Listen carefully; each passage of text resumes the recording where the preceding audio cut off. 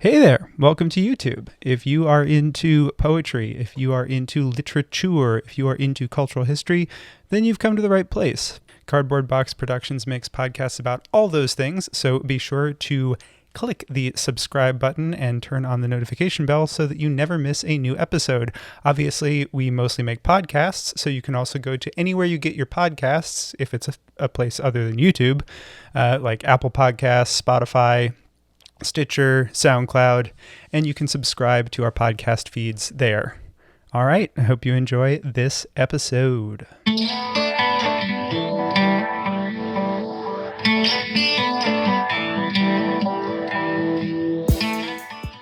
Hello and welcome to Close Talking, the world's most popular poetry analysis podcast from Cardboard Box Productions Incorporated. I am co-host Jack Rossiter Munley, and with my good friend Connor McNamara Stratton, we read a poem, talk about the poem, and read the poem again. Before we get into today's selection, a quick note that if you like what we do here at Close Talking and have a spare minute of your time, it would mean the world to us if you would give the podcast a rating and review on Apple Podcasts. Those ratings and reviews help boost us up the algorithm and find new listeners. And if you have suggestions for future episodes or comments on this one, you can send us an email at closetalkingpoetry@gmail.com. And you can also find us on social media. On Twitter, the show is @CloseTalking. I am @Jack Rossiter Munn, and Connor is @ConnorM Stratton. On Instagram, the show is @CloseTalkingPoetry, and on Facebook, it's facebook.com/CloseTalking. We also have a website, closetalking.com, where you can find all the past episodes of the show, and Cardboard Box Productions has just launched a newsletter, Unboxed, and if you go to cardboardboxproductionsinc.com, you can subscribe for more behind-the-scenes stuff on Close Talking and all of the other literary and cultural history podcasts that Cardboard Box Productions makes. On with the show. Hello and welcome to Close Talking. I'm Jack Rossiter Munley, and this is our special Father's Day episode. My father, Charlie Rossiter, happens to be a poet, so today we are going to be talking about one of my favorite poems of his, I-74 Streetcorners of America poem, written on the road between Albany, Illinois and Albany, Indiana. My dad and I have performed poetry shows together at many different venues across the country on our innumerable road trips, so while I was not, in fact, present for the authoring of this work, I've always particularly enjoyed it. Connor was a good enough sport to agree to talk about it, and this episode is dedicated to both of our very cool dads. If you want to hear more from Charlie Rossiter, you can find his podcast, Poetry Spoken Here, over at poetryspokenhere.com, or on Facebook at facebook.com/poetryspokenhere, or on Twitter at twitter.com/posyspokenhere. All right, on with the show. Welcome to another episode of Close Talking. I am one of your co-hosts, Jack Rossiter Munley. And I am the other one, Connor McNamara Stratton. I sure hope you are. And coming right up is Father's Day, hence the choice of poem today, because my dad's a poet, and so this is a poem by Charlie Rossiter called I-74 Streetcorners of America poem, written on the road between Albany, Illinois and Albany, Indiana. Usually when introducing the poem, I got like an inside hookup to the poet. So let me tell you, when he introduces the poem, he usually throws in that little parenthetical. I don't have much to say in the way of introduction. Let's hear the poem, I guess. Woo! Go Charlie! Connor's dad wrote a play. That's pretty awesome. Go Dad! Yeah. Go friend! Happy Father's Day! Happy Shout Father's out. Day to dads everywhere, but especially our dads because it's our podcast. Yes. Thanks for being artsy. This is I-74 Streetcorners of America poem, written on the road between Albany, Illinois and Albany, Indiana by Charlie Rossiter. Sunrise over the Rock River, and all over America people wake to face the day as if nothing were happening. While all around them mountains are pushed up and weathered down, rivers flex and flow, new life is born. At a truck stop on I-74 outside of Kickapoo, someone is pumping gas into a diesel engine that spent the weekend in Colorado. Someone's heart got broken last night in Mississippi, and before the day is over, someone in Cincinnati will fall in love. Someone's had enough in leaving home in Topeka. Someone in Tacoma's got the blues. It's a carnival out there, a casino. Which way the cards will fall is anybody's call. One thing's for sure, we're all in this together. At least, I'm in. How about you? Come on, ante up and deal. Cool. Woo! I love it. So, slight background on the poem. The subtitle, Written on the Road Between Albany, Illinois and Albany, Indiana, comes from the fact that the poet was on a cross-country poetry tour at the time, a little Midwest swing, going to, as part of a performance poetry group, 3 guys from Albany. They were going to all the Albanys in the country, an ongoing project for the group. And they were on the road between Albany, Illinois and Albany, Indiana. And being out in the heartland, the poet got to thinking about, because they would do these, they'd set up readings in Albanys across the country, and newsflash, Albanys are not necessarily the largest towns in states, so it was a lot of like library readings or something, but the idea was to do a reading in every Albany, and so sometimes they would just like set up on the street corner and read poems. And so the idea behind this poem was to write a poem that could be read on the street corners of America and engage an audience potentially. So something that was poetic enough to be poemy, I guess, but also relatable, like not, a dumbed down, inauthentic version of his work, but a version that would be broadly interesting and broadly applicable. That's sort of the little history of the poem, which is why it's the Street Corners of America poem. Yeah, I feel like I maybe have heard him read it, but I don't really know. But he is a great reader, and apparently he continues to read this one often as a get the crowd in a good mood type thing. Often it starts shows. And it's there's a number of things that I love about this one, but one thing that stands out is all of the towns and locations seem like very perfect. And notably absent are the big, glamorous, city. Like there's no New York, there's no Chicago, there's no LA. We're not in, DC next to the White House or something like that. It's Topeka, it's Kickapoo, Cincinnati. That consistency of detail, I think, makes the poem go a long way in getting that sort of the broader appeal, but the reach of the poem is dispersed, and not dispersed like on a particular echelon, but is focused on the smaller cities and towns of the country. And all of the towns, they're fairly spread out, but they're spread out north, south, and west. There is no east in this poem. And I think if you're thinking about poetry as something that people do, it's like, an East Coast elite kind of thing. To the extent that that's real. I mean, there's hundreds of thousands, if not millions of poets spread all across the country. Ted Kooser is a poet laureate. He's from out west. Like it's not like poetry isn't a national endeavor, but if you're going to categorize people who go to poetry readings and you're going to stereotype it, that's going to be the East. And I think it's not an accident that it's I-74, which runs from Cincinnati, Ohio to Davenport, Iowa, and that the names of the towns are all Midwestern and Western, and Mississippi, which gets called out as sort of a Southern flavor. But the names of the places sort of go from Kickapoo or Cincinnati in the East out to Tacoma, Washington, which is all the way out on the West Coast. Yeah, and I like also, it's just a very good progression and a continuation of an idea. So it seems like the problem of the poem, if that's a way to think about it, is set up pretty early on.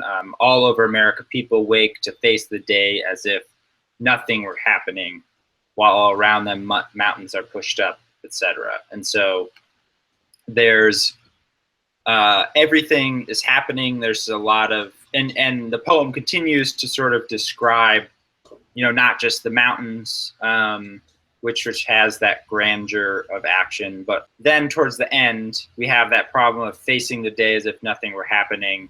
And then it's like a carnival out there, a casino. We're all in this together. At least I'm in. How about you? Come on, ante up and deal.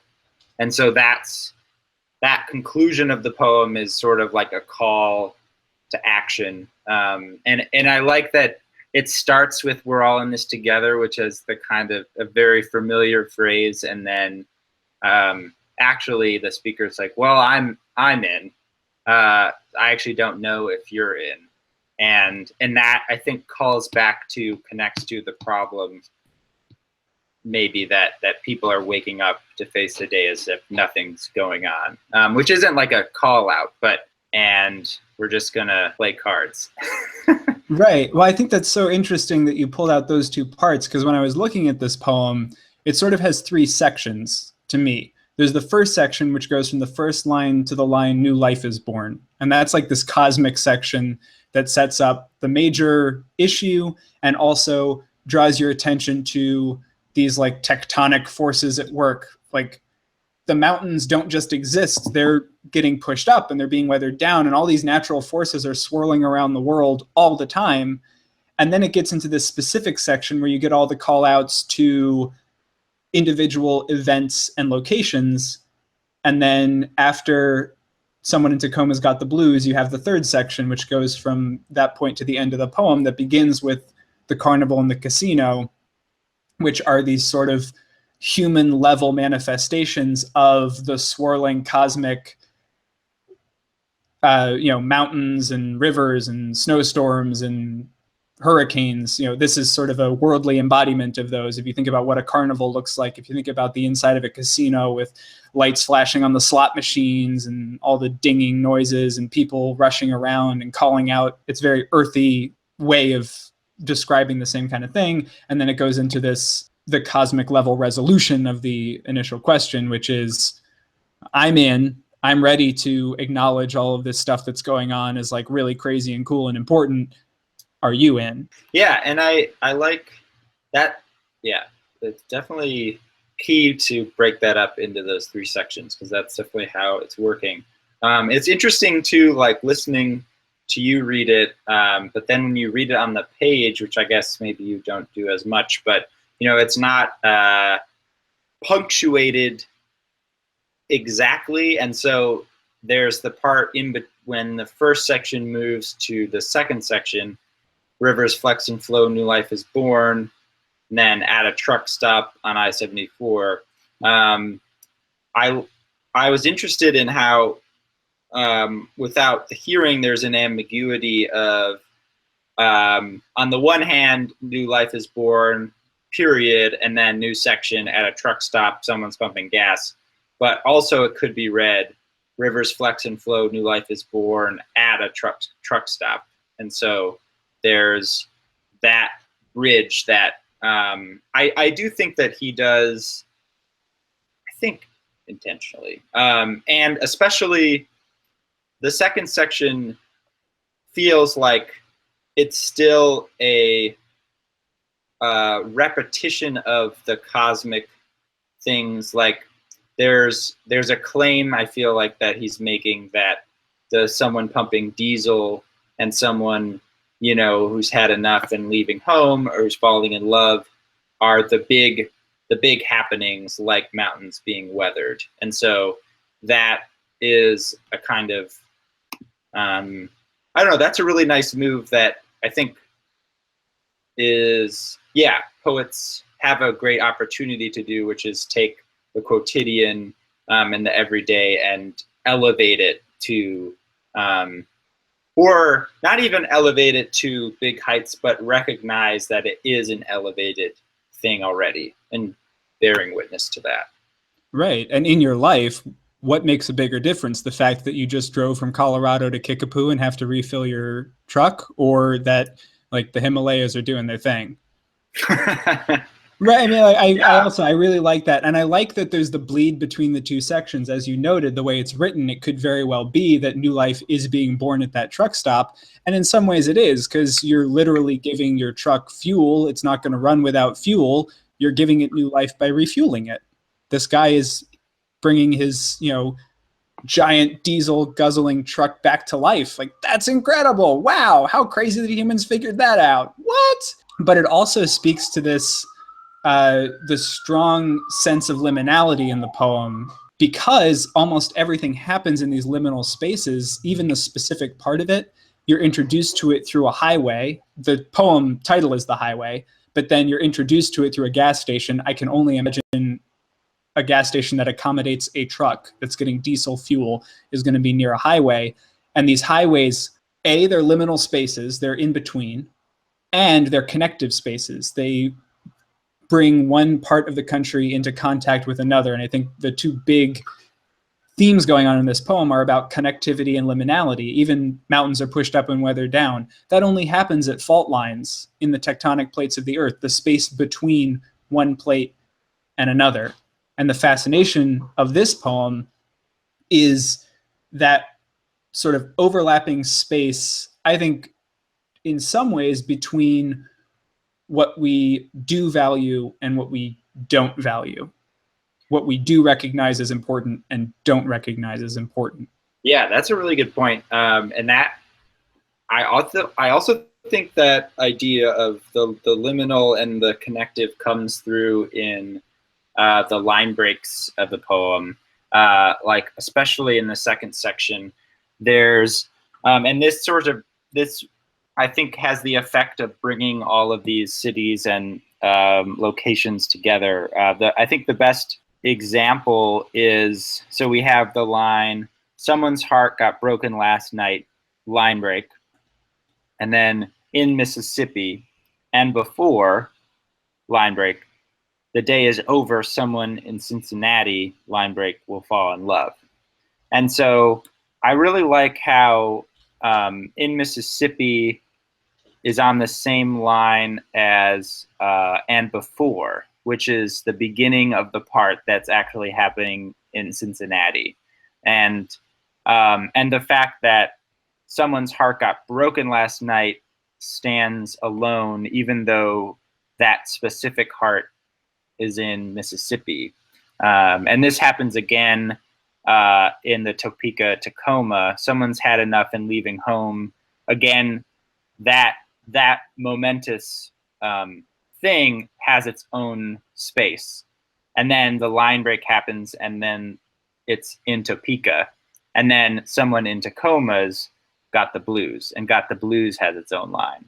So there's the way that he enjams his lines serves to both isolate the big events as sort of happening everywhere, because even though it's in Mississippi, for a moment you don't know it's in Mississippi. And it connects all of the places, even though the different events are happening. So Tacoma and Topeka are really close together on the line, and you know that they're close before you know what actually happens in Tacoma. I think that's a really good point. The way that they bleed into each other is one part of it, but also, even though this is like the quote unquote specific part of the poem, the most specific it gets is entire cities. Even if they're not big cities, it's an entire city. And the most specific it gets about a person is someone. These are universal experiences. The names of states and cities are as close as you get to where they're happening. And what's happening is, got the blues. Like, millions of people have the blues all over the country. It's a connective experience. It's something that brings people together when they share that with each other. When they, you take the last part, Annie up and deal, if you're willing to throw in and risk saying, sharing your experience with someone. If this person who's had enough and leaving home in Topeka meets this person in Tacoma who has the blues, and they share their experience of why they had to leave home and why they're not feeling well, you can feel the possibilities there in the poem of connection, shared, in this case, American experience. Since America is called out in the poem, all of these are places in America. The fact that the poem does, in the way the lines break up, bleed everything together that way helps make that sort of message, I think, come across much much more powerfully. And as we called out, it could easily be broken into 3 sections, but on the page, it's one poem. It's not 3 stanzas of a poem. It's one poem. Each part moves into the next. Yeah, no, it's true. And basically, in terms of like concrete, specific actions, the pumping gas into a diesel engine that was in Colorado at the truck stop outside of Kickapoo, and then maybe the come on, ante up and deal are like the only like super small actions that you can pinpoint. Otherwise, yeah, it's got the blues. Someone's had enough. Leaving home, fall in love, heart got broken. Mountains pushed up rivers, new life.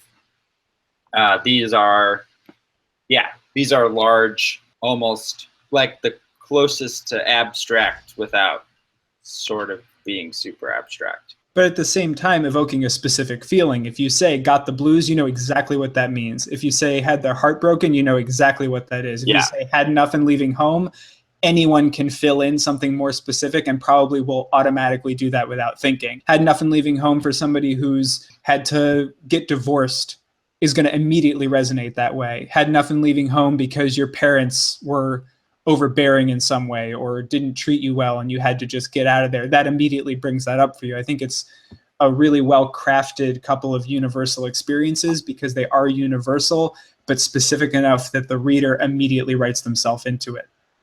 Yeah, no, that is for sure right. And that makes me think about the other part that about the end that I really like, with the sort of the introduction of the you at the very end. We're all in this together, at least I'm in, how about you? And then the imperative, come on, ante up and deal. And so what I like, and before then there's no you at all in the poem. And so I feel like when you're reading it or when you're listening to it before, there's a kind of, it has that broad but specific sweep that allows you to identify with it but isn't sort of calling you out immediately. So if you're not identifying, then you're not in. And so it's only at the very end when the full sweep has been swept that it's like, all right, deal. And then you suddenly feel that call. But the call has to wait, I think, until the end for this poem. Because I think in some ways the poem is developing its idea of how you could see things, and then at the end it's challenging you. All right, are you prepared to try and see things this way? Are you willing to do that? Yeah, it's good. I'm just having the image of being in the audience. Charlie, he's got his hat. Yeah, and it is like it's interesting to think about the poem too, as in the terms of a performance setting, and in terms of sometimes we've talked about how poems are organized in a book of poems, and in terms of how this is organized as a starting of a performance, that makes a lot of sense. Insofar as its reach is broad, maybe broader than some of his other ones, and in the way that he's trying to invite, that this is a Streetcorners thing, that the audience for it is large. And so if you begin that way, the audience member, you're like, all right, I like this guy.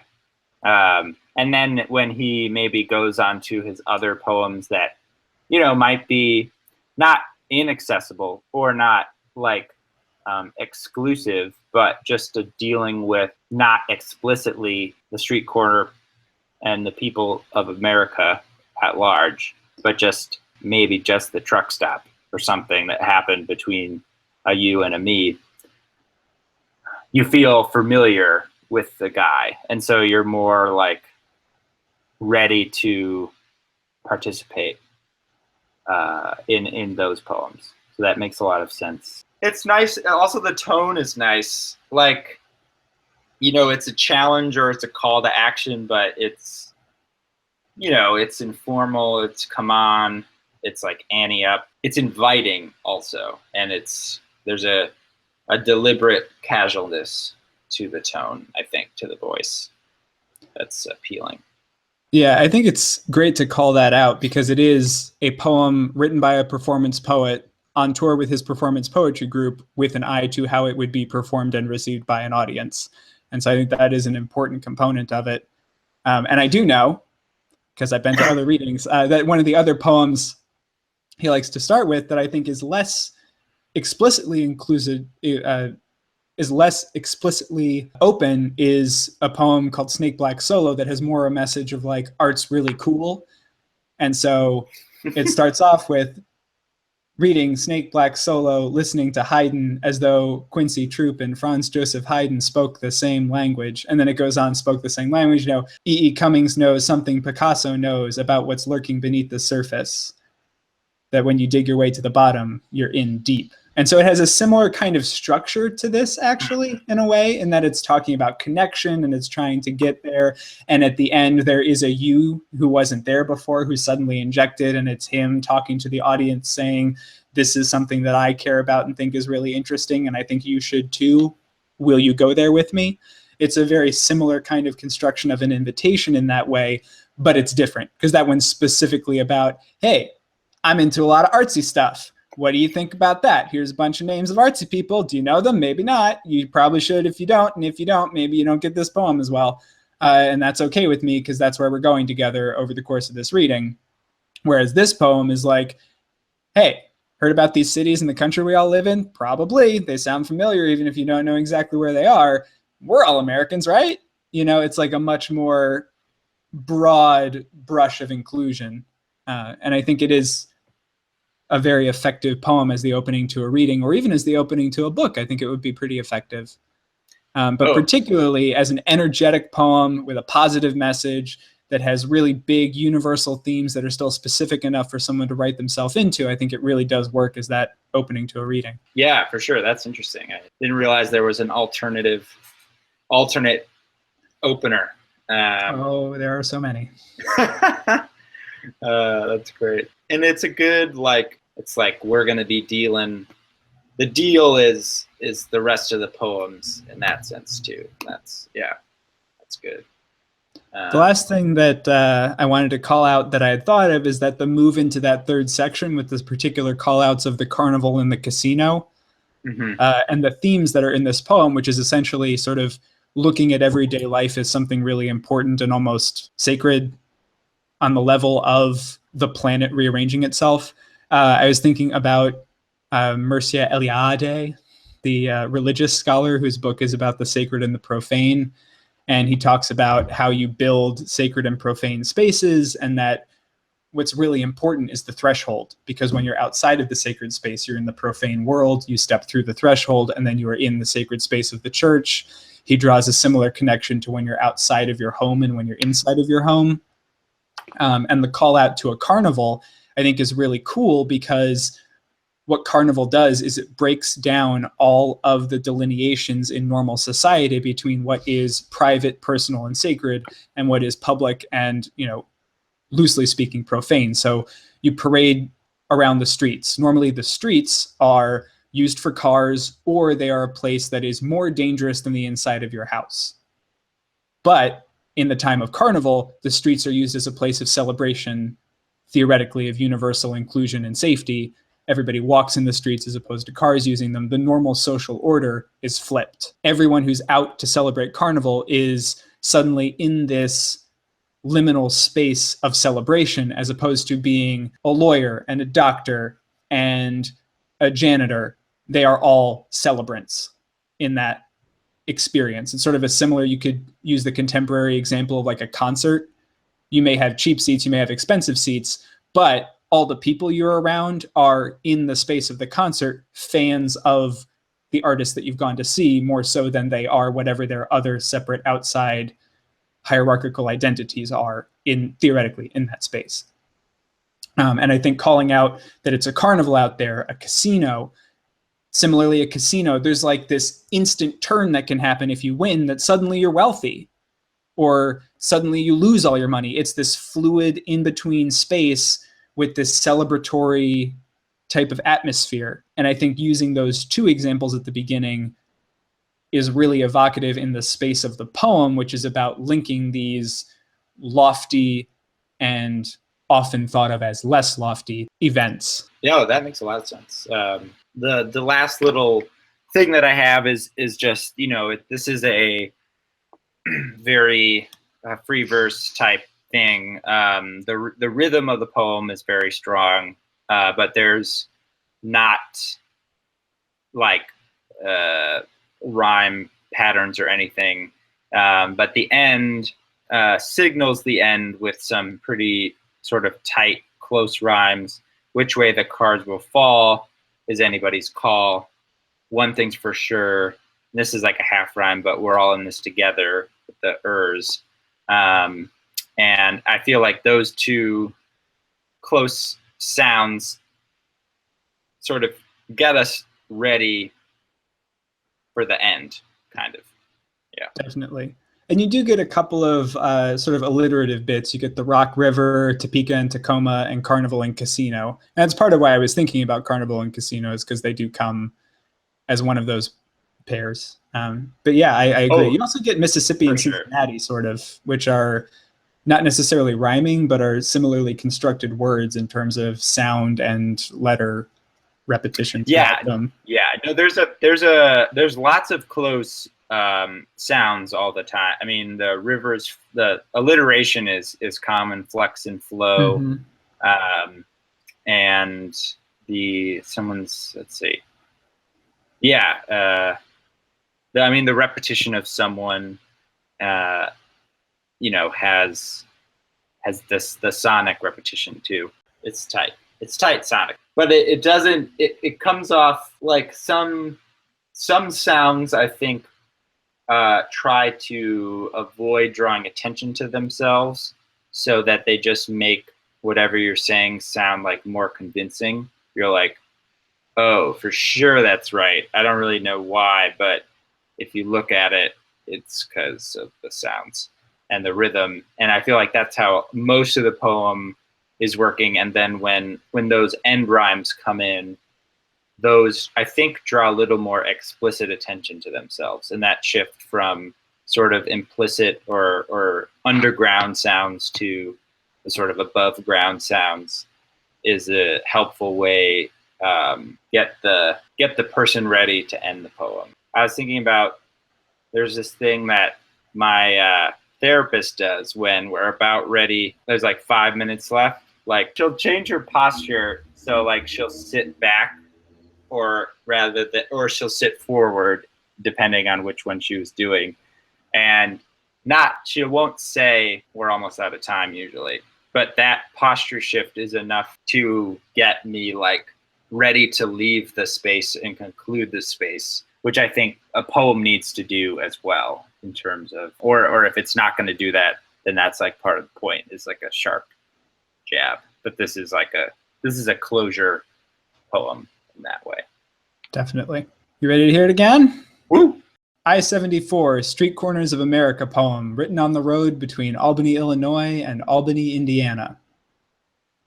Sunrise, over the Rock River and all over America, people wake to face the day as if nothing were happening. While all around them, mountains are pushed up and weathered down, rivers flex and flow, new life is born. At a truck stop on I-74 outside of Kickapoo, someone is pumping gas into a diesel engine that spent the weekend in Colorado. Someone's heart got broken last night in Mississippi, and before the day is over, someone in Cincinnati will fall in love. Someone's had enough and leaving home in Topeka. Someone in Tacoma's got the blues. It's a carnival out there, a casino. Which way the cards will fall is anybody's call. One thing's for sure, we're all in this together. At least, I'm in. How about you? Come on, ante up and deal. Feeling it. Woo! Happy Father's Day! Happy Father's Day! Woo!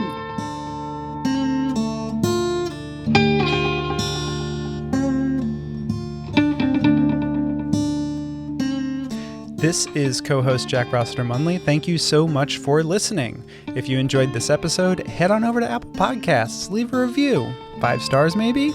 Those reviews help with the algorithm and are a great way for us to find new listeners. And you can put anything in them. You can write whatever you want. You can just say, oh, this is a good podcast. I like this podcast. You could be like, hey, that Connor guy, he makes a lot of good points. Jack, why is he doing this outro so long? Get him off the mic. And whatever you feel like writing, head on over there, 5 stars, drop in the review. Do you have thoughts about this poem? Is there a poem or poet you'd like us to cover on a future episode? Well, we'd love to hear from you. And there are tons of ways that you can get in touch with us. I mean, I guess you could drop it into an iTunes review. You could be like 5 stars. Hey, why don't you talk about insert name of poet here? But you can also send us an email. That's probably the best way to do it. closetalkingpoetry@gmail.com is our email address. Or you can find us on Twitter. I am at Jack Rossiter Munn. Connor is at Connor M. Stratton. And the show is at Close Talking. On Instagram, you can find us there too. We are at Close Talking Poetry, and we are on Facebook at facebook.com/Close Talking. We haven't gotten to TikTok yet, and we might never. Who knows? Anything is possible. Speaking of all those social media platforms, a very special thank you to our incredible social media manager, Corey Chena, who keeps us active across the internet. And a thank you to all of you for listening. We will see you next time.